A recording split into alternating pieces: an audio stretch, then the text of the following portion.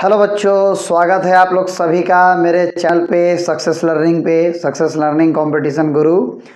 और इस चैनल पे आपको पता है कि हमेशा कंपटीशन की नई नई वीडियोस मैं लेके आता हूँ, चाहे वो कंपटीशन के क्लास से रिलेटेड हो या फिर कंपटीशन के स्ट्रेटजी से रिलेटेड हो।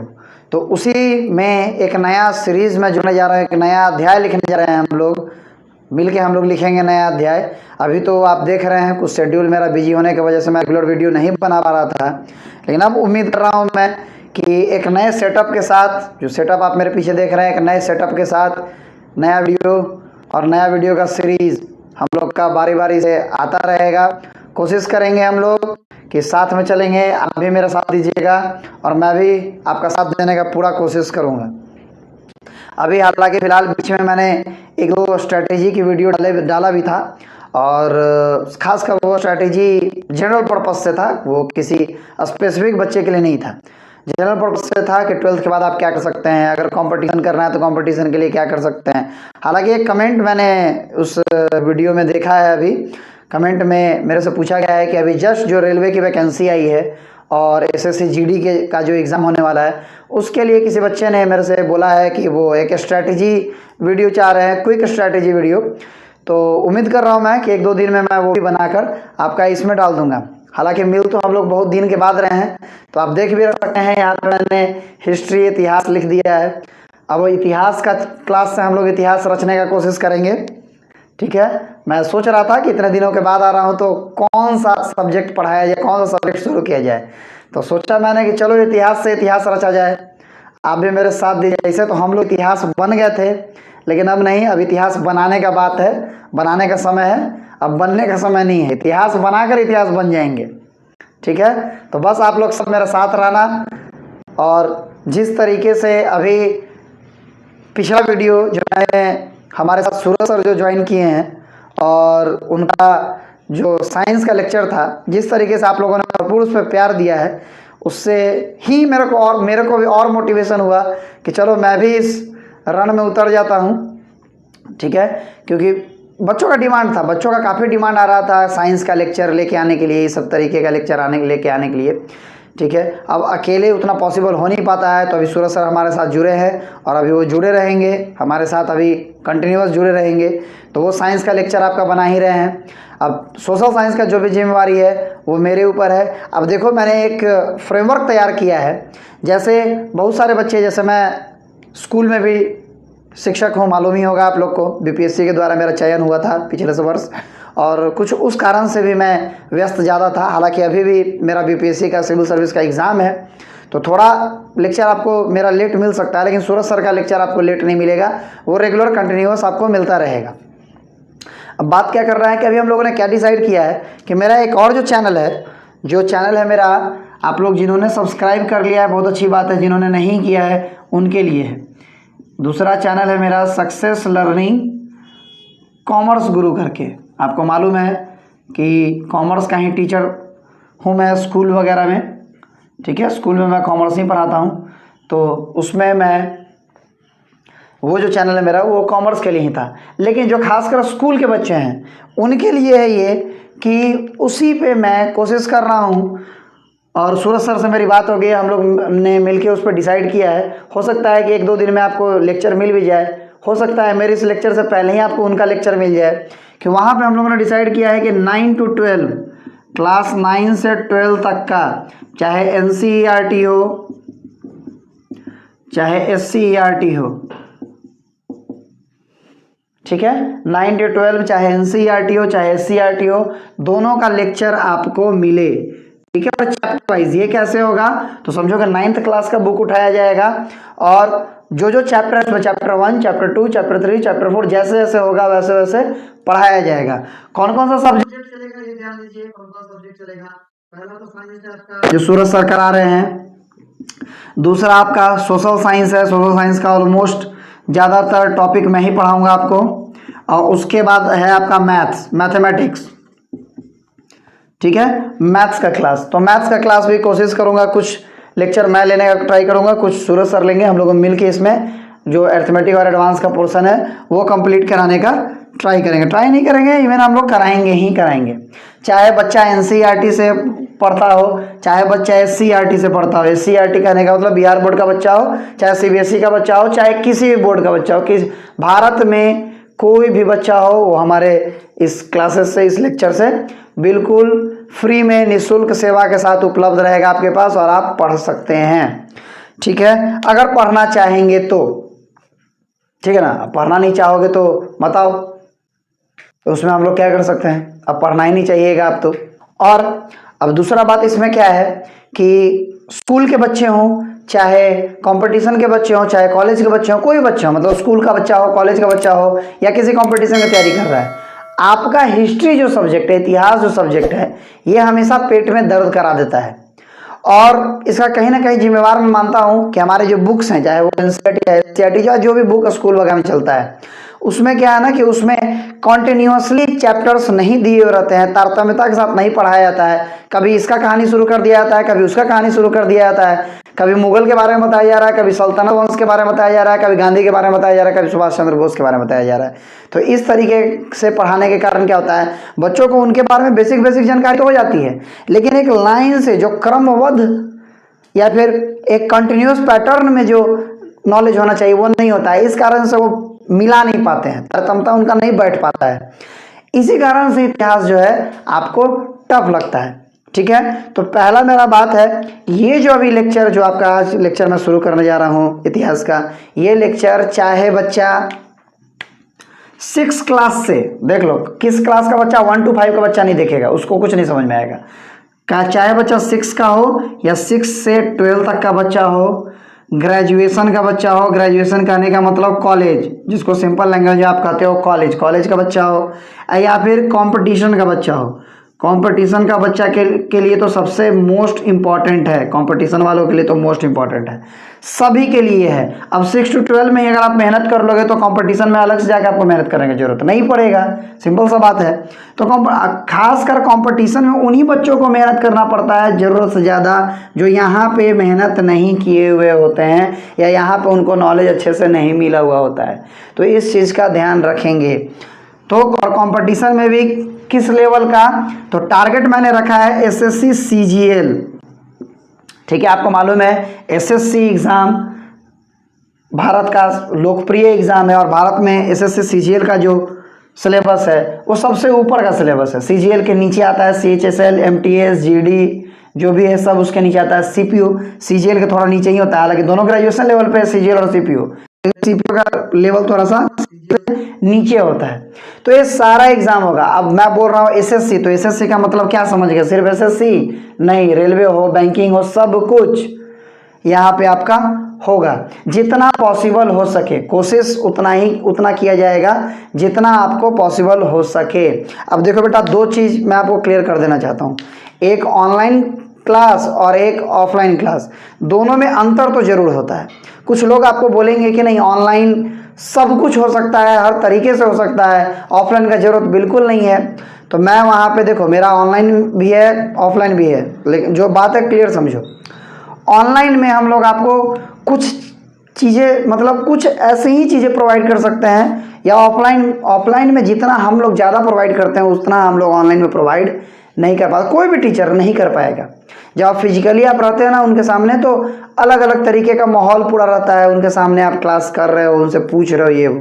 अब यहाँ पे क्या है, यहाँ पे तो जब भी हम लोग बात करेंगे, मान लो कल के लाइव क्लास भी मैं लेता हूँ, लाइव क्लास का भी सेटअप है मेरा, इसी सेटअप पे लाइव क्लास में भी हम लोग आराम से कर सकते हैं।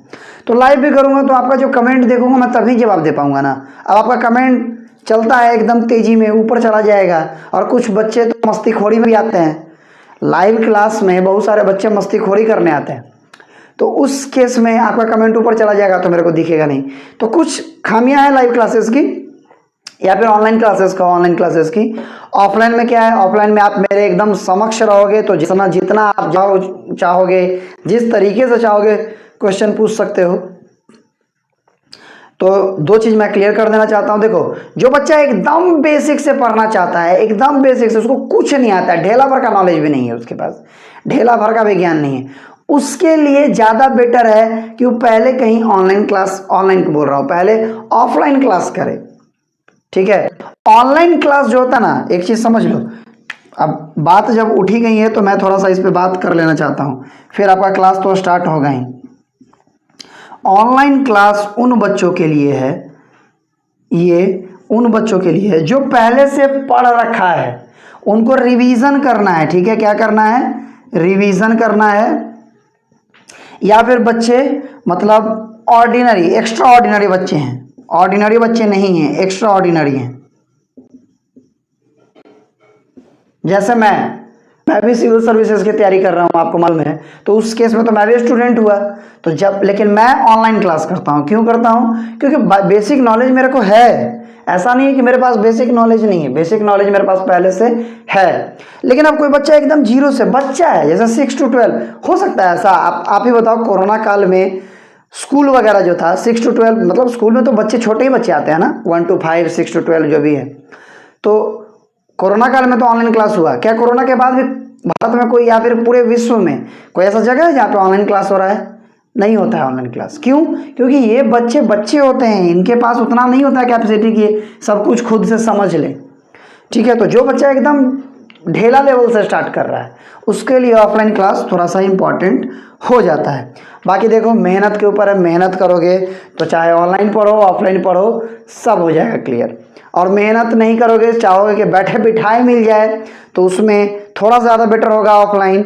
और एकदम चाहोगे कि घोड़ के पिला दिया जाए, तो उसमें कुछ नहीं, उसमें पढ़ाई छोड़ दो। ठीक है, वैसा कोई पढ़ाई आपको नहीं करा सकता है, एकदम मैं क्लियर बोल रहा हूँ आपका। आप पढ़ना चाहोगे तो हर कोई आपको पढ़ा सकता है, और आप नहीं पढ़ना चाहोगे, दुनिया का कोई टीचर आपको नहीं पढ़ा सकता है। समझ गए? तो ये चीज़ दिमाग में रखिएगा। तो हिस्ट्री का जो आज मैं क्लास लेने वाला हूँ, बेसिकली हिस्ट्री का डर भगाने वाला हूँ आपको। बहुत लोगों को हिस्ट्री का नाम सुनते ही मितली आने लगती है, पेट में दर्द होने लग जाता है। ठीक है, तुरंत टॉयलेट की ओर भागते हैं दौड़ के एकदम 180 के स्पीड में, वो सारा दर्द खत्म हो जाएगा।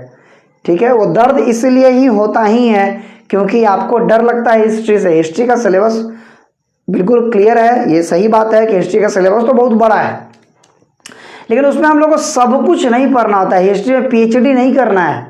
ठीक है, आप समझ लो, एक बेसिक जानकारी रखने के लिए आपको हिस्ट्री में पीएचडी, हिस्ट्री में रिसर्च नहीं करना होता है। ठीक है, हाँ, आगे जाकर अगर सिविल सर्विस का तैयारी करते हो और सिविल सर्विस में ऑप्शनल सब्जेक्ट है आपका हिस्ट्री, तब बात अलग है। ठीक है, और हिस्ट्री से ही अगर आप ग्रेजुएशन कर रहे हो, हिस्ट्री से मास्टर्स कर रहे हो, पीएचडी कर रहे हो, तो बात अलग है। लेकिन अगर हिस्ट्री आपको नॉर्मल जनरल जानकारी के लिए पढ़ना है, जो जनरल कंपटीशन, इसको क्या कहते हैं हम लोग, कंपटीशन जो होता है वो जनरल कंपटीशन होता है, मतलब जनरल नॉलेज होना चाहिए आपके पास। तो जनरल में बेटा पीएचडी मास्टरी करने का ज़रूरत नहीं है उसमें, और उसमें हिस्ट्री से उतना डरने का भी ज़रूरत नहीं है।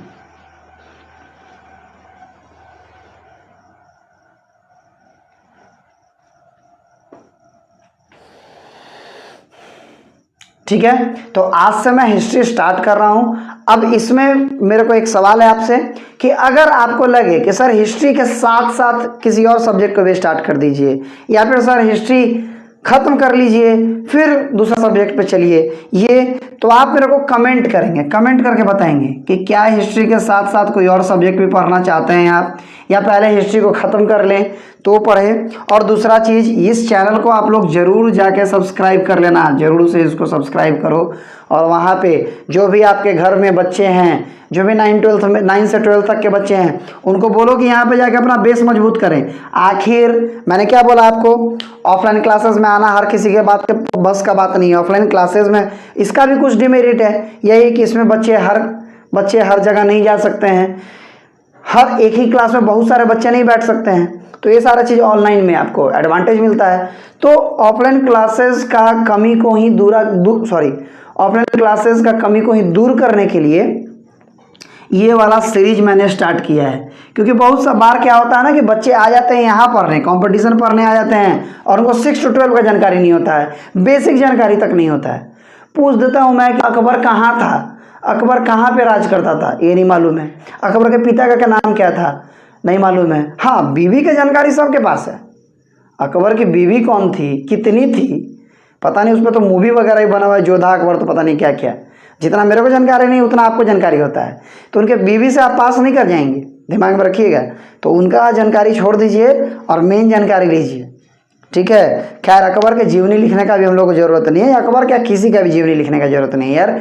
इतिहास जो जनरल इतिहास जो बोलता है ऐसा कुछ नहीं पढ़ने के लिए बोलता है, ठीक है। वो तो थोड़ा शिक्षा पद्धति भी हमारा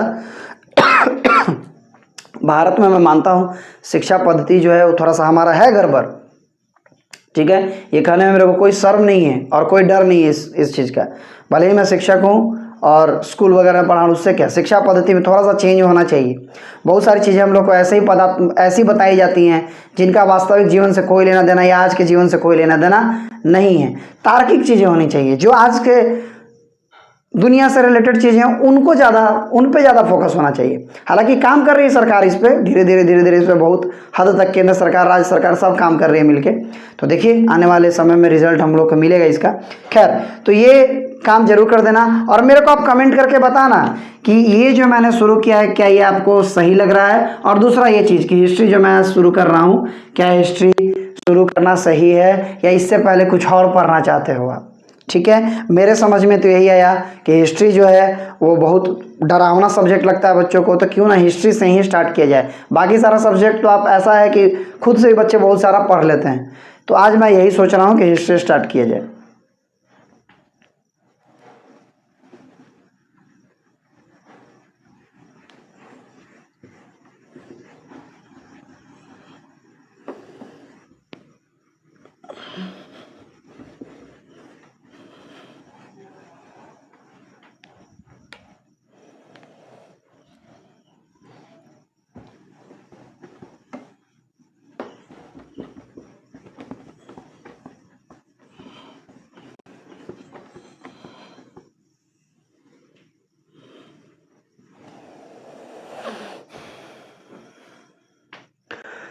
डस्टर भी है मेरे पास यार, लेकिन डस्टर से पता नहीं उतना अच्छे से नहीं मिटता है, ठीक है। डस्टर और पूरा ब्लैक पैच दे देता है वो, तो इसलिए कपड़े से मिटाना ही ज़्यादा सही होता है, सफिशिएंट लगता है और सही से मिट भी जाता है। चलिए अब ध्यान दीजिए, अब हम लोग क्या करेंगे, इतिहास को शुरू करेंगे। तो इतिहास शुरू करने से पहले 2-4 चीज़ें आपको मालूम होनी चाहिए, ठीक है। कि इतिहास को क्या है कि हमारा भारत का जो अभी हम लोग इतिहास शुरू करने जा रहे हैं, कौन सा इतिहास शुरू करेंगे, तो अभी हम भारत के इतिहास पे फोकस करेंगे। भारत से बाहर कुछ चीज़ें जो होंगी उनको ले लेंगे, बाकी और चीज़ें जैसे विश्व इतिहास मैं नहीं शुरू कर रहा हूँ, ये भारतीय इतिहास। अब सबसे पहले एक बात समझो कि भारतीय इतिहास या फिर जो इतिहास है इसको पढ़ते हैं हम लोग, तो इसको हम लोग 3 टुकड़े में बांटते हैं, ठीक है। 3 पीरियड में बांट के हम लोग इतिहास को पढ़ते हैं। और सबसे इम्पोर्टेंट ये पीरियड ही जानना आपके लिए है, क्योंकि इसी में सबसे ज़्यादा दिक्कत होता है। दूसरा, मेरा जो भी लेक्चर होगा बाइलिंगुअल होगा। बाइलिंगुअल कहने का मतलब है कि चाहे हिंदी मीडियम का बच्चा हो चाहे इंग्लिश मीडियम का बच्चा हो, किसी के पेट में दर्द नहीं होने दूंगा मैं, ठीक है। क्लियर रखिएगा, किसी के पेट में दर्द नहीं होगा। आराम से पढ़िए एकदम। क्या करना है, शांत माहौल बना लेना है, मोबाइल अपना उठा लेना है, कान में हेडफोन लगा लेना है। हेडफोन का साउंड देखो 60% रखना, 50 से 60% रखना, 80-90-100 मत कर लेना तो कान खराब हो जाएगा, ठीक है। और ऐसे भी मैं तेज बोलता हूँ तो आपको आवाज़ अच्छे से ही आएगा। चलिए, तो सबसे पहला पार्ट जो होता है बेटा, इसको दिमाग में रखना है कि सबसे पहले पार्ट को हम लोग कहते हैं इंग्लिश में एंशिएंट, हिंदी में प्राचीन। मतलब एंशिएंट हिस्ट्री को 3 टुकड़ों में बांटा गया सबसे पहले, मतलब 3 टुकड़ों में बांट के पढ़ते हैं हम लोग। पहला होता है एंशिएंट, दूसरा होता है मिडाइवल जिसको मध्यकालीन भी बोलते हैं। इस तरीके से पढ़ाऊंगा मैं कि एकदम आपके मन में रच बस जाएगा, आपको जरा सा भी कोई समस्या परेशानी दुख दर्द नहीं होगा अगर आप मेरे लेक्चर को बहुत ध्यान से, बहुत जतन से और एकदम पूरे एकाग्रता के साथ देखते हैं, पूरे कंसंट्रेशन के साथ अगर देखते हैं तो। तीसरा होता है बेटा मॉडर्न। आज बहुत ज़्यादा आगे नहीं बढ़ेंगे, जो बेसिक से चीज़ें हैं वही बताएंगे आपको। और बेसिकली आज जो है मेरा दिमाग में यही है कि आज कालक्रम आपको मैं बता दूं। आज के जो क्लास में हम लोग क्या करेंगे, कालक्रम करेंगे, ठीक है। अब इसको कुछ और भी बोलते होंगे तो समझ लेना तुम लोग। मेन हम लोग टाइम फ्रेम देखेंगे, जो भी टाइम फ्रेम है, क्योंकि सबसे ज़्यादा पेट में दर्द यही होता है। अब चलो, अब ये जो हम लोगों ने बांटा है, एक है प्राचीन, एक है मध्यकालीन, एक है आधुनिक। तो ये किस बेसिस पे बांटा है? देखो, प्राचीन का मतलब ही होता है पुराना, मध्यकालीन मतलब जो पुराना और नए के बीच का होगा, और आधुनिक का मतलब ही कि जो अभी का है, न्यू है। ठीक है, तो प्राचीन अब क्यों हम लोगों ने इसमें बांटा? तो 2-3 बातें हैं, ध्यान से सुनो, समझ में आ जाएगा। सबसे पहले आपको पता है पृथ्वी के ऊपर मानवों की उत्पत्ति पृथ्वी की उत्पत्ति के साथ ही नहीं हुई है। पृथ्वी पे मानव बहुत बाद में आए हैं, पृथ्वी बहुत पहले से है। ठीक है, और मानव जब आए, मानवों की जब उत्पत्ति हुई, तो आपने आदि मानव के बारे में सुना होगा। मानव तो आदि मानव जैसे थे, मतलब जानवर से मानव कन्वर्ट करके मानव का रूप ले रहे थे, धीरे धीरे विकसित हो रहे थे। ठीक है, इसलिए कभी कभी कह भी दिया जाता है कि बंदर हमारे पूर्वज हैं, क्योंकि बंदरों से ही विकसित होकर हम लोग मानव बने हैं। ठीक है ना, तो ये कहा जाता है। तो इसलिए आप समझ लें कि अब जब सिंपल सा बात है, आज का मानव जो है ये आज से 10,000 साल पहले का मानव तो नहीं होगा, 10 लाख साल पहले का मानव तो नहीं होगा, वैसा बिल्कुल नहीं होगा आज। या फिर जब आदि मानव हुआ करते थे लोग, ठीक है, आज भी बहुत जगह आपको कबीले वाले लोग या जंगली लोग दिख जाएंगे, मतलब आदि मानव टाइप के जो लोग जो उस तरीके से रहते थे, ट्राइबल लोग दिख जाएंगे कहीं ना कहीं आपको। ठीक है, भारत में ही अंडमान निकोबार का आइलैंड है। ठीक है, जैसे यहाँ पे आपको भारत का नक्शा दिख रहा होगा, तो भारत का नक्शा में ये रहा अंडमान निकोबार का द्वीप समूह। यहाँ पे आपको, यहाँ पे द्वीप समूह है, यहाँ पे कुछ जनजातियाँ यहाँ पे भी रहती है, जैसे सेंटिनल्स कहते हैं, सेंटिनल्स और जारवा शायद कहते हैं उनको।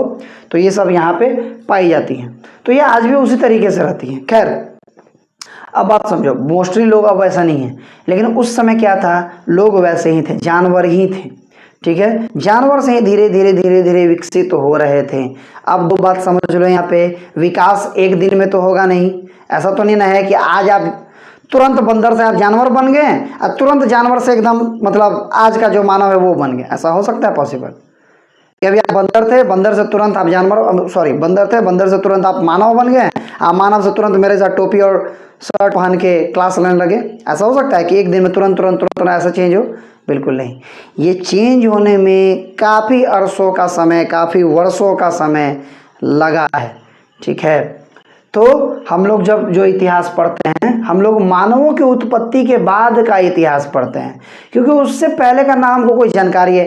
इवन मानव के आने के बाद का भी बहुत सारी चीज़ों का जानकारी हमें आज भी नहीं है। ठीक है, अब जैसे जैसे मैं पढ़ाऊंगा वैसे वैसे आपको बताते चलूँगा।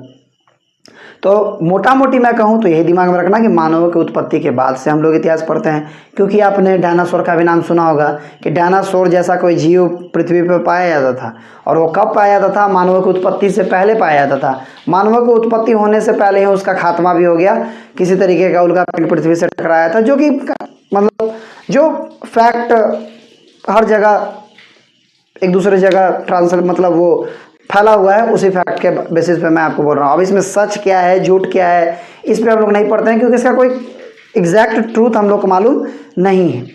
डायनासोर किस तरीके के होते थे, क्या होते थे, उनके बारे में भी अभी तक रिसर्च चल रहा है, बहुत ज़्यादा चीज़ हम लोग को मालूम नहीं है। वो तो उनका कंकाल जो मिला है, कंकाल के बेसिस पे उनका बनाया गया है, क्या इस तरीके के होते होंगे, उस तरीके के होते होंगे। और टीवी वगैरह, फिल्म वगैरह पे मत जाना, फिल्म वगैरह बहुत एग्जैक्जरेट करके दिखाया जाता है, मतलब बहुत बड़ा चढ़ा के दिखाया जाता है, वो सही नहीं है। उसमें तो एनाकोंडा फिल्म देख लोगे तो एनाकोंडा तो दिखाता है कि टावर जितना ऊंचा होता है, बिजली का टावर का हो या फिर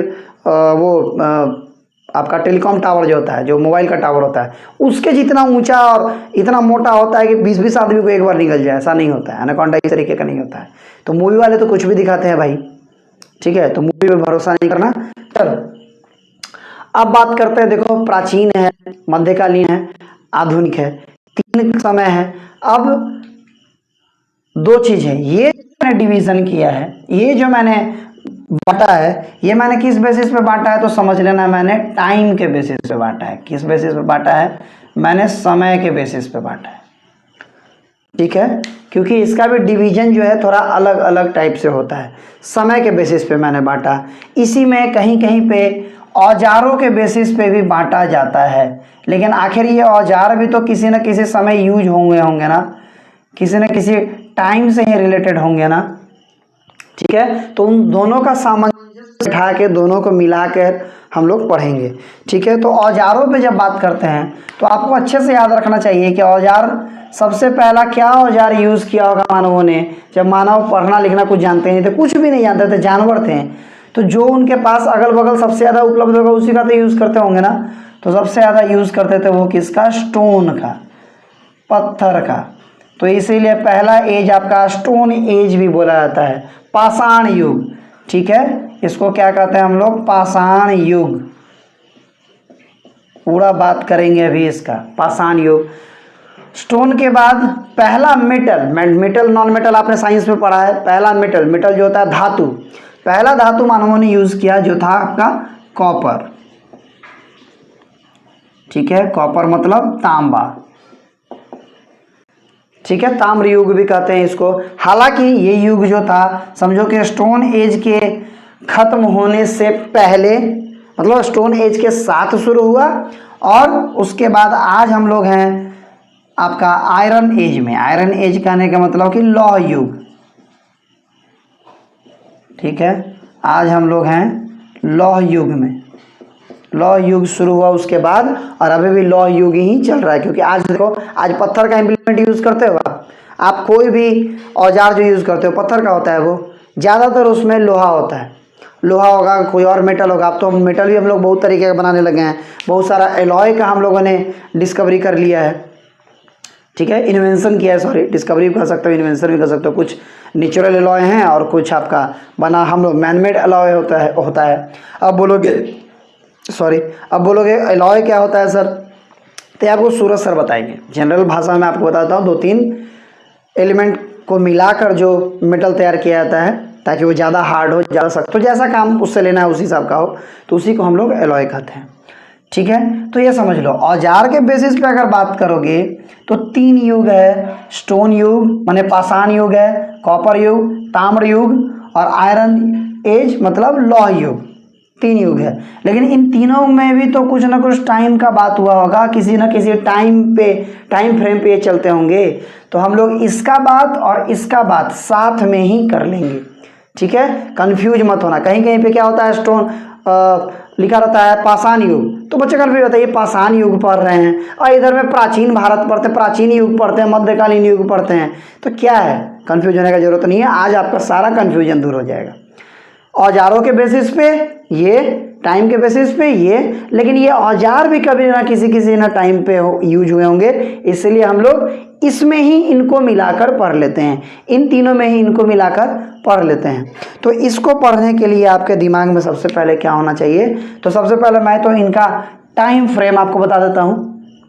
अब देखो, पृथ्वी बहुत पहले से है, लेकिन मोटा मोटी हम लोग अगर आज से 10 लाख साल पहले का बात करूँ ना, मैं 10 लाख साल पहले का हम लोगों को कुछ मालूम नहीं है, ना कोई साक्ष्य है हमारे पास। देखो इतिहास, अब 2 चीज़ समझ लो। अब अच्छा हुआ कि मैं इस पे बात कर रहा था। 2 चीज़ समझ लो। इतिहास हम लोग किस बेसिस पे पढ़ते हैं? तो इतिहास सबसे पहले हम लोग किस बेसिस पे पढ़ते हैं? तो साक्ष्य के बेसिस पे पढ़ते हैं।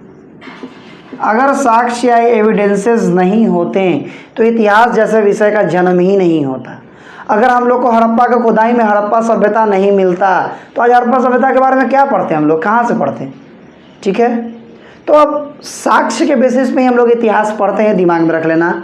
अब साक्ष्य किस तरीके का होता है तो ध्यान दो। साक्ष्य आपका क्या हो सकता है? आर्कियोलॉजिकल हो सकता है,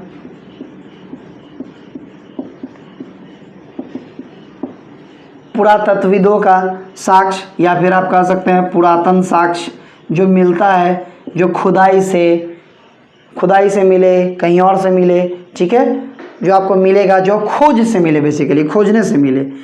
दूसरा होता है लिटरेरी एविडेंस, मतलब लिखित साक्ष्य।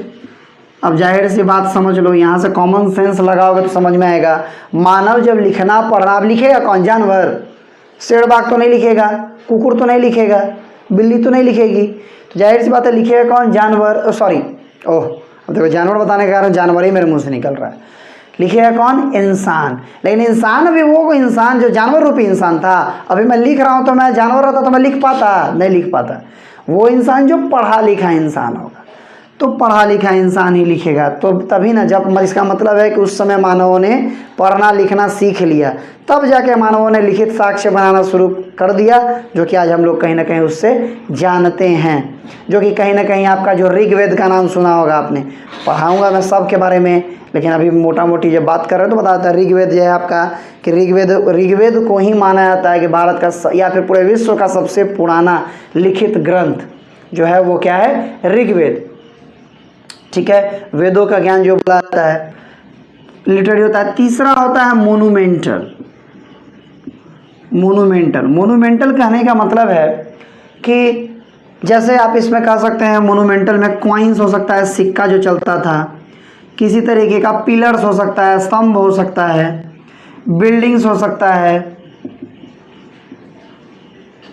या किसी और तरीके का आर्टिफैक्ट्स हो सकता है। ठीक है, हस्तकला, हस्तकरघा, कुछ भी इस तरीके का हो सकता है। बिल्डिंग वगैरह जैसे आप देख रहे हो, कुतुब मीनार है, चार मीनार है, ताजमहल है, ये सब है। पिलर्स में अशोक स्तंभ है, अशोक का बनाया हुआ पिलर था, बहुत सारा पिलर है। कॉइन्स है, सिक्का, जो पहले के राजा महाराजा लोग सिक्का चलाते थे, चाहे असरफियाँ सुनते होंगे आप, सिक्का सुनते हो, सिक्का में चांदी का, सोने का, तांबा का, कांसा का सिक्का सुनते होंगे आप। तो ये सारा सिक्का, आर्टिफैक्ट्स वगैरह जैसे टेराकोटा का मतलब मूर्ति है, मूर्ति वगैरह, शिल्प कला बेसिकली। तो ये साक्ष्य जहाँ से हम लोग को जिस हिसाब से मिलता है, उस पे इतिहासकार बैठकर मंथन करते हैं, और मंथन करके उन्होंने एक बेसिक निर्णय लिया कि हाँ, ये इस तरीके से पढ़ा जाएगा, या ये इस तरीके से हुआ होगा। इतिहास के बारे में समझ लो, एक तो मैंने बता दिया कि साक्ष्य के बेसिस पे हम लोग पढ़ते हैं, साक्ष्य नहीं होता तो इतिहास ना होता। ठीक है, दूसरा चीज़ आपको बता रहा हूँ कि जो इतिहास अभी हम लोग पढ़ रहे हैं, जरूरी नहीं है कि यही सच होगा। ये सारा इतिहास जो हम लोग पढ़ रहे हैं, ये इतिहासकारों का समग्र जो जानकारी दिया गया है, उसके बेसिस पे एक विस्तृत खाका तैयार किया गया है, उसको हम लोग पढ़ रहे हैं। हो सकता है कि ये ऐसा हुआ होगा या फिर ना भी हुआ हो, हम लोग अंदाज लगा रहे हैं, क्योंकि कितने बार ऐसा होता है कि आप जो अंदाज़ा लगाते हो वैसा होता नहीं, हकीकत कुछ और होता है। लेकिन अब हमारे पास उसके लिए प्रॉपर एविडेंस नहीं है, प्रॉपर साक्ष्य नहीं है, तो हम लोग जो साक्ष्य है, जिस बेसिस पे मिला है, उसका उसी में के हिसाब से बात करते हैं। तो इसमें अगर मैं बात करूं तो समझ लो, प्राचीन इतिहास को प्राचीन क्यों बताया गया है, क्योंकि इसके बारे में आपको बहुत सारा साक्ष्य नहीं मिलता है। ये टोटली मतलब होगा, ऐसा हुआ होगा, उस तरीके से हुआ होगा, इसी बेसिस पे ये चल रहा है। ठीक है, मध्यकालीन से ही आपका लिखित साक्ष्य मिलना शुरू हो जाएगा। मध्यकालीन से लिखित साक्ष्य मिला है, प्राचीन भारत का कुछ लिखित साक्ष्य मिला है, जिसके बेसिस पे हम लोग पढ़ते हैं। बाकी प्राचीन में भी अभी उसका और खंड है, करेंगे अभी हम लोग, तो उसका हम लोग को कोई साक्ष्य नहीं मिला है। आधुनिक का सारा साक्ष्य, आधुनिक में बेसिकली समझ लो। अब मैं टाइम फ्रेम लिख देता हूँ आपका, ताकि आप कंफ्यूज ना हो। तो ये मान लेना 30 लाख BC, 30 लाख BC बोलो या 30 लाख BCE बोलो, से आपका 10,000 नहीं, 10,000 तो आपका प्री हिस्ट्री का होगा। प्री हिस्ट्री क्या है, जस्ट मैं बताऊंगा आपको। BC से मान लो 600 AD मान लो। ठीक है, अभी BC AD क्या है अभी तुरंत बताऊंगा, अभी सब्र रखिए। ये मान लीजिए 600 AD से 1600 AD, या फिर AD को ही ACE लिखा जाता है। ठीक है, उसके बाद 1600 के बाद से कहीं कहीं पे देखो, कहीं कहीं पे बेटा हो सकता है कि आपको कुछ अलग अलग मिले। ठीक है, कहीं कहीं पे हो सकता है कुछ अलग अलग मिले। तो इतिहास में सबसे बड़ा मिथ क्या है, इतिहास पढ़ने में बच्चों का सबसे बड़ा मिथ क्या है कि इतिहास में डेट याद रखना पड़ेगा। बिल्कुल गलत बात है। ठीक है, डेट का एग्जैक्ट जानकारी तो है नहीं किसी के पास, तो डेट का जानकारी कैसे रखिएगा। हाँ, आधुनिक भारत में जब हम लोग आएंगे तो कुछ डेट्स जो इम्पोर्टेंट डेट्स है, जैसे बैटल ऑफ बक्सर है, बैटल ऑफ पलासी है, ठीक है, बंगाल का डिवीज़न है, या फिर कांग्रेस का गठन है, तो ये सब जब हम लोग पढ़ेंगे तो उसमें डेट आपको ज़रूरी है। तो उसका तो लिखित एविडेंस भी है हमारे पास। यहाँ डेट जो है इसका लिखित एविडेंस है ही नहीं, बहुत ज़्यादा का नहीं है, तो उसमें डेट आपको उतना याद नहीं रखना है। आप ये अच्छा मैंने 30 लाख ही क्यों लिखा है, पृथ्वी तो और पहले से है, 30 लाख इसलिए लिखा है कि मोटा मोटी मान लो कि मानवों की उत्पत्ति जब से हुई या फिर जब से पृथ्वी पे मानवों के रहने लायक या जीवों की उत्पत्ति हुई। जैसे आपको बोला जाता है, अगर साइंस में पढ़िएगा तो बताया जाता है, सबसे पहला जो जीव था वो एल्गई था। एल्गई कहने का मतलब काई शायद कहते हैं उसको हिंदी में, काई। देखा भी होगा आपने, तालाब वगैरह पे बहुत देर तक पानी जमा रहता है तो उसके ऊपर जम जाता है, या जहाँ पे चापाकल वगैरह रहता है, जहाँ पे पानी का रहता है वहाँ पे ग्रीन ग्रीन पैच हरा हरा हरा हरा जो जमता है उसी को काई कहते हैं, वही आपका होता है एल्गी। तो माना जाता है कि सबसे पहला वो था।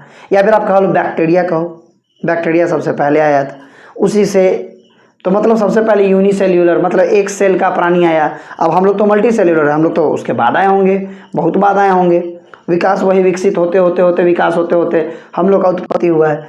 तो खैर यही चीज़ है, तो इसलिए मैंने 30 लाख, उससे पहले का हम लोग को कोई जानकारी नहीं। कहीं कहीं पे आपको 10 लाख भी लिखा रहेगा, तो उसके लिए कंफ्यूज मत हो, उससे कोई लेना देना नहीं है, क्योंकि उससे पहले का कोई जानकारी नहीं है। इवन इसमें ही जब पढ़ने लगोगे तो पता चलेगा इसका ही बहुत सारा जानकारी हम लोग को नहीं है। सब होगा, हुआ होगा, हो सकता है कि बेसिस पे चल रहा है। ठीक है, मध्यकालीन का जानकारी है तो इसमें हम लोग बात करेंगे, लेकिन उसमें उतना डेट याद करने का जरूरत नहीं है। ये मुगल वंश, सल्तनत वंश, यही सब है इसमें, तो ज़्यादा डेट याद रखने का जरूरत नहीं, कोई मतलब नहीं है। इसका डेट वगैरह इंपॉर्टेंट है, और यही सबसे ज़्यादा किसी भी एग्जाम में मैं बता देता हूँ, सबसे ज़्यादा क्वेश्चन आपका यहीं से आता है। तो ये बेसिक समझ तैयार करने के लिए, बेसिक समझ डेवलप करने के लिए बहुत ज़रूरी है, लेकिन सबसे ज़्यादा मेन ये है। तो जैसे जैसे हम लोग बढ़ेंगे, धीरे धीरे धीरे धीरे बढ़ेंगे, तो धीरे धीरे धीरे धीरे पढ़ते चले जाएंगे। ठीक है, कैसा लग रहा है आपको अभी तक ये लेक्चर, ये जरूर कमेंट सेक्शन में बताना। अगर सब कुछ समझ में आ रहा है तो जरूर लाइक करना, और लेक्चर को जितना ज़्यादा हो सके शेयर करो, सब अपने फ्रेंड सर्कल में सबको शेयर कर दो। ठीक है, सबको शेयर कर देना, और चैनल को सब्सक्राइब करना तो बिल्कुल मत भूलिएगा। ठीक है, बार बार मेरे को बोलना ना पड़े। चलिए, तो ये आपने देखा। अब इसी में एक चीज़ मैं आपको बता देता हूँ, ये BC और AD क्या है, ध्यान से सुनो। BC पहले यूज होता था बिफोर क्राइस्ट, बिफोर क्राइस्ट के। क्राइस्ट कहने का मतलब है ईसा मसीह का नाम सुना होगा आपने, ईसा मसीह जो क्रिश्चियन के भगवान माने जाते हैं, उनका है ये BC का मतलब वो, और AD का मतलब होता है एनो डोमिनी। ठीक है, AD का मतलब होता है एनो डोमिनी, जिसका मतलब होता है in the year of Christ.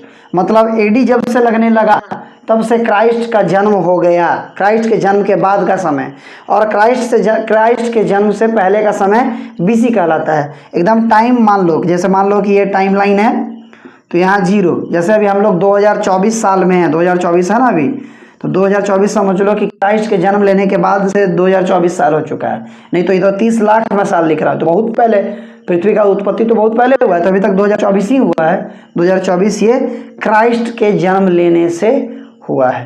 ठीक है, और AD क्या कहला, तो इसके बाद का जो भी समय होगा वो कहलाएगा AD। चाहे आप इसमें 2024 तक आ जाओ, अब 2024, 25, 26, 27 सब जाते जाओ, जितना आगे जाओगे। और 0 से पहले अगर जाते हैं तो इसी को हम लोग कहते हैं BC। BC का मतलब बिफोर क्राइस्ट, से पहले का समय। क्या है, क्राइस्ट से पहले का समय। ठीक है, अब इसमें क्या हुआ, तो BC क्या है, अब इसमें क्या विवाद हुआ। बहुत सारे अलग अलग धर्म के लोग जो हैं, जो उन्होंने कहा कि हम लोग को क्राइस्ट से क्या लेना देना है, हम लोग क्यों क्राइस्ट का पढ़ेंगे, क्राइस्ट से हम लोग नहीं पढ़ेंगे। ठीक है, हमें अपना अपना चाहिए। तो वहाँ पे हुआ फिर कि इसी BC टाइम फ्रेम यही रहने दिया गया, इसको नहीं डिस्टर्ब किया गया। ठीक है, ये जैसा था आपका वही रहने दिया गया। इसमें यूज होने लग गया वर्ड BCE, और एक है आपका ACE कहो, या फिर इसको कहते हैं C। ठीक है, BC होता है आपका बिफोर कॉमन एरा, इसको हम लोग बोलने लगे कॉमन एरा। क्या बोलने लगे, कॉमन एरा से हम लोग संबोधित करने लगे। टाइम वही है, क्राइस्ट के जन्म लेने के बाद का, जन्म लेने से पहले का ही, लेकिन अब हम लोग नाम उसका BC और AD नहीं कहते हैं, हम लोग कहने लगे BCE और CE, कॉमन एरा और बिफोर कॉमन एरा। मतलब आप कह सकते हो कि 2024 साल कॉमन एरा का बीत चुका है, 2024 साल से पहले का जो समय था वो बिफोर कॉमन एरा था, कॉमन एरा से पहले का समय था।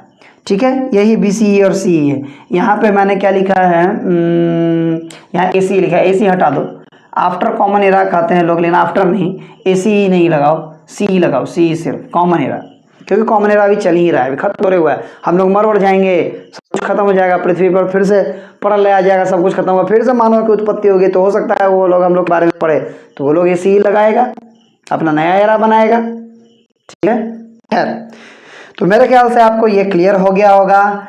हिस्ट्री का ये जो डिवीजन है, किसका क्या समय है वो क्लियर हो गया होगा, और किस बेसिस पे इतिहास को पढ़ते हैं हम लोग वो क्लियर हो गया होगा। और आपका जो इतिहास को जो डिवीज़न करने का जो टाइप है कि किस बेसिस पे इतिहास को डिवाइड करते हैं, तो एक समय के बेसिस पे डिवाइड करते हैं और एक औजारों के बेसिस। जो मानव जब उत्पत्ति हुआ मानव का, तो जो औजार उन्होंने यूज़ किया, सबसे पहले उन्होंने पत्थर का यूज़ किया, तो पत्थर के बेसिस पे फिर उन्होंने तांबा का यूज़ किया। सबसे पहला मेटल तांबा था, याद रखना, पूछता है बहुत सारे एग्जाम में। तो तांबा का यूज़ किया, फिर अभी हम लोग लौह युग में चल रहे, क्योंकि लोहा भी यूज हो रहा है। ऐसा तो है कि लोहा यूज नहीं हुआ हो रहा है। लोहा जैसे यूज होने लगा, समझो कि ये औद्योगिक क्रांति थी।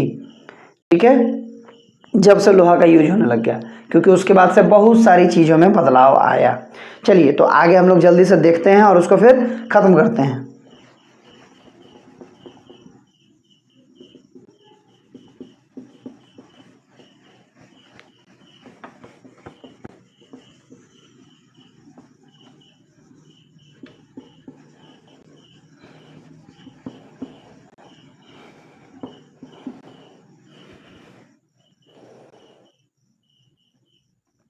आज का पर्पस मेरा बेसिकली आपके दिमाग में एक खाका तैयार कर देने का है, जिससे आपको क्लियर हो।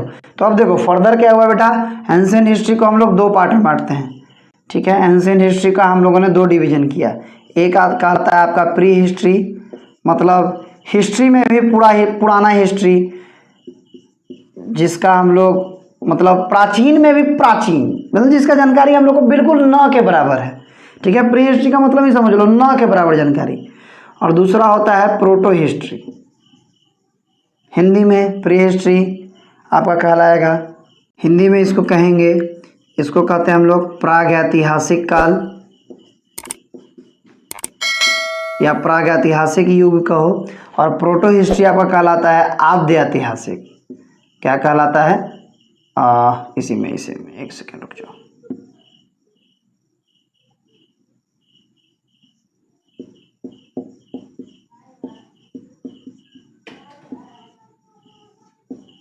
ठीक है, ये आपका हो गया प्रागैतिहासिक युग, ये हो गया आपका आद्य ऐतिहासिक युग। अब जैसे इसमें जब हम लोग बात करेंगे तो इसमें जो फर्दर डिवीज़न करते हैं, फर्दर जो हम लोग इसमें बांटते हैं, वो देख लीजिए क्या है। प्री हिस्ट्री में क्या होता है आपका, ये जो आपका स्टोन एज है, मैंने बोला था ना कि इसमें मिला के हम लोग पढ़ेंगे। तो एंशिएंट में प्री हिस्ट्री में आपका स्टोन एज पूरा इसमें आ जाएगा। इसमें 4 युग पढ़ते हैं हम लोग। कौन कौन सा पढ़ते हैं? इसमें हम लोग पढ़ते हैं आपका पालियोलिथिक,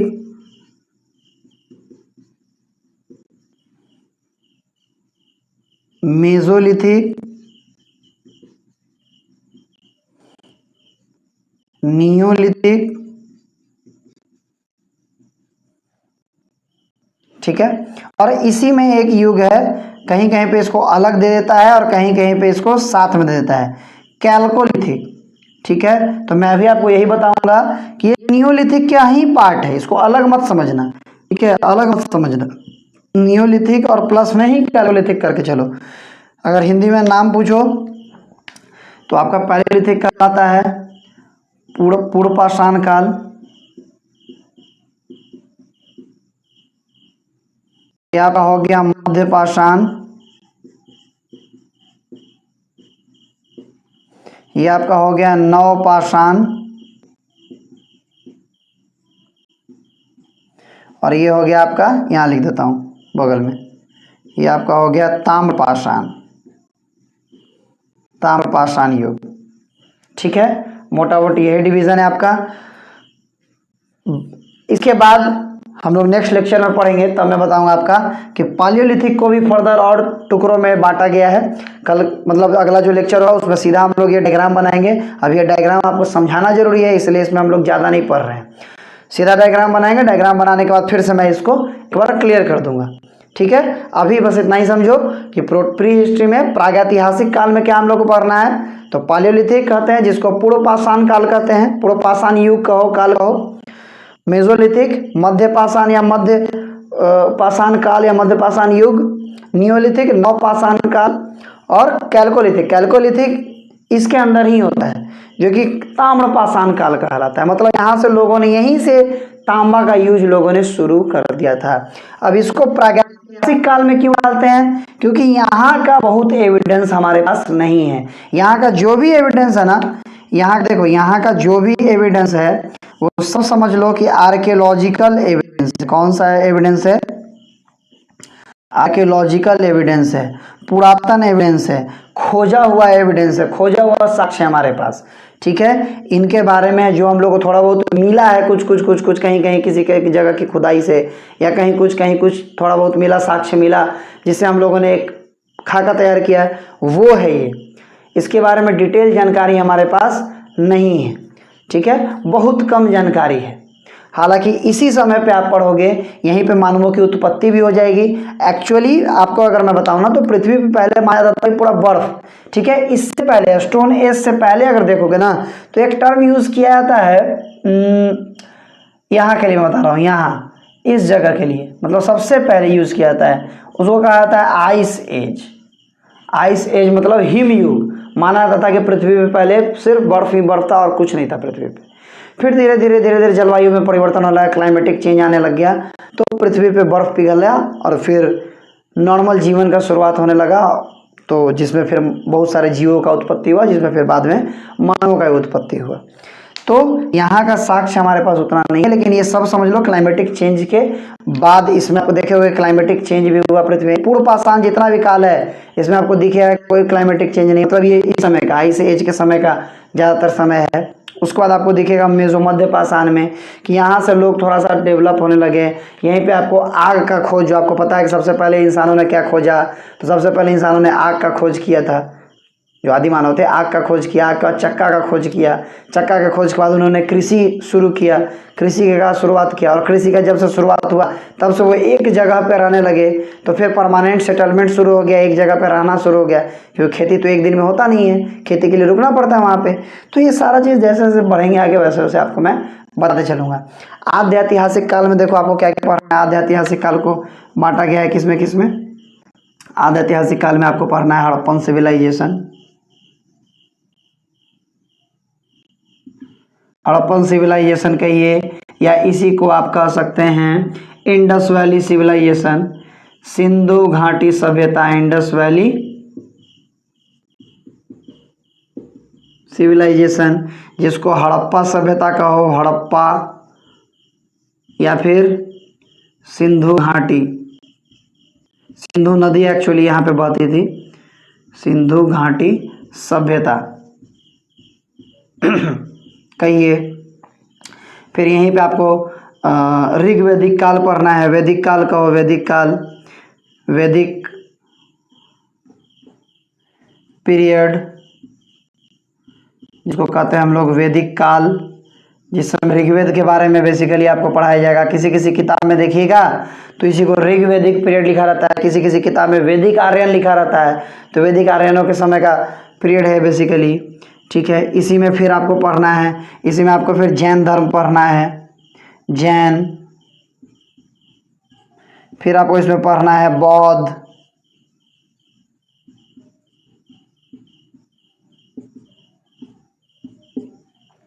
जैन धर्म है, बौद्ध धर्म है। यहीं पे फिर आपका शुरुआत होगा हर्यंक वंश का, शुरुआत होगा आपका हर्यंक डायनेस्टी का। हर्यंक वंश पहला राजा, माने हर्यंक वंश ही पहला नोन वंश है। इसके पहले बहुत सारे राजा हुए होंगे, मरे लेकिन उनके बारे में हम लोग को उतना जानकारी नहीं है। हर्यंक वंश से ही हम लोग को राजाओं का थोड़ा बहुत जानकारी है, जो कि हम लोग लाइन से पढ़ते हैं। तो हर्यंक वंश के बारे में पढ़ेंगे आप। अब देखो, बार बार हर चीज़ हिंदी और इंग्लिश दोनों में लिखना पॉसिबल नहीं है, तो कभी कभी मैं आपको बोल दूंगा तो नॉर्मल सा चीज़ लिख लेना। आज तो मैं सब कुछ आपका हिंदी में भी इंग्लिश में भी लिखवा दे रहा हूँ, लेकिन इस तरीके से करेंगे तो फिर बहुत लेट हो जाएगा। तो जो नॉर्मल बेसिक सा चीज़ है वो मैं इंग्लिश हिंदी दोनों में बोल दूंगा, आप लिख लेना। ठीक है, हर्यंक वंश पढ़ना है आपको। इसी में फिर आपको गुप्त वंश पढ़ना है। गुप्त वंश से पहले, अभी मैं लाइन से नहीं बता रहा हूँ, इतना समझ लेना। आपका नंद वंश आएगा, हर्यंक वंश के बाद भी बहुत सारा वंश है, शिशु नाग वंश आएगा। ठीक है, बहुत सारा वंश आएगा। उसके बाद आपका आएगा नंद वंश आएगा, आपका मौर्य वंश आएगा, मौर्यन एम्पायर, मौर्यन साम्राज्य, अशोक, बिंदुसार, इनके बारे में पढ़ेंगे हम लोग। उसके बाद आपका गुप्ता वंश आएगा, गुप्त पीरियड आएगा। तो इतना करने के बाद फिर हम लोग मिडाइवल में चलते हैं, इतना करने के बाद फिर हम लोग मध्यकालीन भारत में चलेंगे। मतलब प्राचीन भारत में आपको इतनी सारी चीज़ों के बारे में पढ़ना है, समझ गए। पीएचडी नहीं करने वाले हम लोग, जानबूझ के ये ट्री मैंने बनाया है, ये आपका जो टाइम ट्री है इतिहास का, जानबूझ के मैंने ये बनाया है ताकि आपको क्लियर हो जाए। कल क्या करूँगा, यही ट्री आपको बना दूंगा मैं फिर से, लेकिन उस ट्री में क्या है, पालियोलिथिक में 3 टुकड़ा और करवाऊंगा। लो मैं कर ही देता हूँ, छोड़ कर ही देता हूँ। इसमें नाम लिख लेना अर्ली पालियोलिथिक, पालियोलिथिक लगा लेना पीछे, अर्ली पालियोलिथिक, पालियोलिथिक को भी बांटा गया है, ठीक है। अर्ली पालियोलिथिक कहो, अर्ली या फिर लोअर, लोअर पालियोलिथिक कहते हैं, इसको कहते हैं मिडिल पालियोलिथिक, और इसको कहते हैं लेटर या फिर अपर पालियोलिथिक, ठीक है। हिंदी में बता देता हूँ इसका नाम, ये पूरा पूर्व पाषाण काल है, पूरा पूर्व पाषाण काल, मध्य पूर्व पाषाण काल, और ये उत्तर पूर्व पाषाण काल, लिख लेना है इसको। पूर्व पाषाण काल या फिर इसको पूरा पूर्व पाषाण काल कहते हैं, मध्य पूर्व पाषाण काल और उत्तर पूर्व पाषाण काल, यही है आपका। तो इस ट्री को आप बना लीजिए तो आपके लिए अच्छा रहेगा। अब इसको मैं सोच रहा था अलग से बताऊं, अब अलग से कोई बताने का मतलब नहीं, यही भी बता दिया, ठीक है। इसका हिंदी आप लिख लीजिए, हिंदी वाले जो भी बच्चे हैं लिख लीजिए, पूरा पूर्व पाषाण काल, मध्य पूर्व पाषाण काल और उत्तर पूर्व पाषाण काल। इसी को अर्ली पालियोलिथिक पीरियड भी कहते हैं या फिर लोअर पालियोलिथिक पीरियड कहते हैं, मिडिल पालियोलिथिक पीरियड कहते हैं, और इसको कहते हैं लेटर या फिर अपर पालियोलिथिक पीरियड। इन सब के पीछे पालियोलिथिक जरूर लगा लेना, पालियोलिथिक जरूर लगा लेना, तो बाद में कहना कि समझ में ही नहीं आया। अब यहाँ तक में किसी को कोई डाउट है? आई डोंट थिंक कि यहाँ पे अब किसी को कोई डाउट रहना चाहिए, ठीक है। अगर आपने क्लास को बढ़िया से देखा है, क्लास को अच्छे से समझ के देखा है, तो मेरे को नहीं लगता है कि इन सब में कोई आपको डाउट बच गया होगा या रहा होगा, ठीक है। लेकिन फिर भी अगर किसी तरीके का कोई डाउट होता है तो कमेंट सेक्शन आपके पास खुला हुआ है, आप कमेंट बिल्कुल कीजिए, कमेंट कीजिए, ठीक है। या फिर आपको ये लेक्चर सीरीज़ कैसा लग रहा है, ये लेक्चर सीरीज में आगे कंटिन्यू करूं या ना करूं, मैंने बताए हैं आपको, वो भी आप कमेंट में मेरे को बताओ। दूसरा चीज़ है कि बच्चों के लिए जो मैंने शुरू किया, जो 9 से 12 के बच्चे हैं उनके लिए जो मेरा दूसरा चैनल जो है उस पर जो लेक्चर सीरीज शुरू हुआ है वो आपको कैसा लग रहा है, ठीक है, दिमाग में रख लेना। अगर हैंडल देखो तो @SL कॉमर्स गुरु करके भी सर्च करोगे ना तो आ जाएगा, SL कॉमर्स गुरु। अब इसमें मेरे को एक चीज़ पूछना है आपसे कि आप मेरे को बताओ कि क्या कॉमर्स गुरु नाम में रहने दूं या इस नाम को हटाकर क्लासेस गुरु कर दूं या कॉमर्स एंड क्लासेस कर दूं, क्या करूं? कॉमर्स गुरु जो मेरा चैनल है, कॉमर्स गुरु पे अब बाकी क्लासेस भी होंगी, तो उसको कॉमर्स गुरु ही रहने दूं या फिर कॉमर्स एंड क्लासेस गुरु कर दूं या क्लासेस गुरु कर दूं, ये आप कमेंट में मेरे को बताना, ठीक है। चलिए, आई होप कि यहाँ तक आप लोग को सब कुछ क्लियर हो गया होगा। तो अब हम लोग मिलेंगे नेक्स्ट लेक्चर में, तब तक के लिए हंसते रहिए, मुस्कुराते रहिए, मन लगा कर पढ़िए, एकदम भीड़ फाड़ देना है हम लोग को, ठीक है। किसी तरीके का कोई भी कमी नहीं रहने देना है अपने प्रिपरेशन में, ठीक है ना। चलो तो मिलते हैं हम लोग नेक्स्ट क्लास में, तब तक के लिए टाटा बाय बाय और जय श्री राम।